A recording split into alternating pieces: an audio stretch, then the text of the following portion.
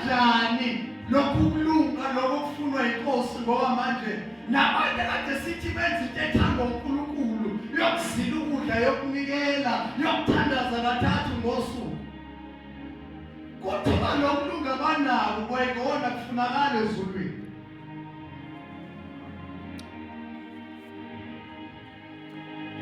nathi-ke ukulunga kaNkulunkulu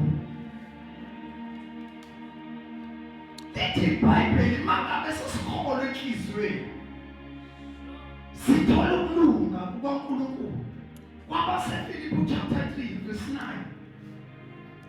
Oh yes, Lord.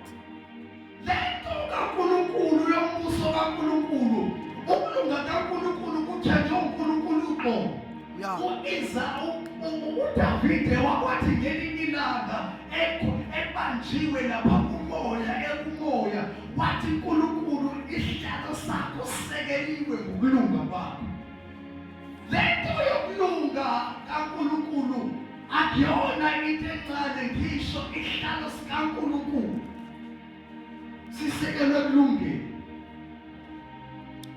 Philip chapter 3 verse 9.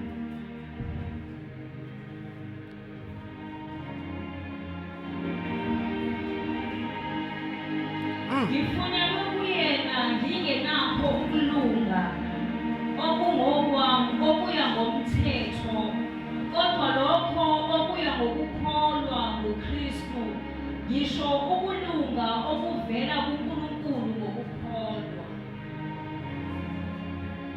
Uthi umpostoli Pawuli iyodwa into engilangazele kumavesi ngenhla ukhuluma ngokuthi asishiyeni konke esikhohle ngasemuva sizidlulele kokuphambili athi-ke manje iyodwa isifiso sami into engiyifunayo ukuthi ngifunyanwe ngikuye uJesu ngingenako ukulunga kwenyama okuza ngokomthetho.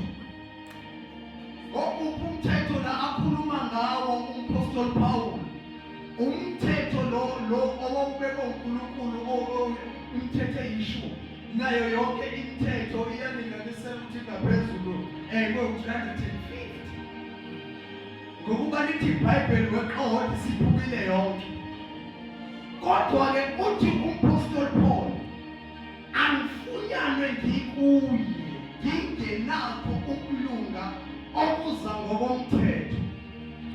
ngokomthetho ukulunga wokugcina imiyalelo yabazali mangifunyanwe ngikuJesu ngingenakho ukulunga okuza ngomthetho kahulumeni mangifunyanwe ngikuJesu ngingenakho ukulunga okuza ngomthetho wami mangifunyanwe ngikuJesu ngingenakho ukulunga okuza ngentando yabantu kodwa mangifunyanwe ngikuJesu nginokulunga okuza ngokukholwa uJesu. Amen.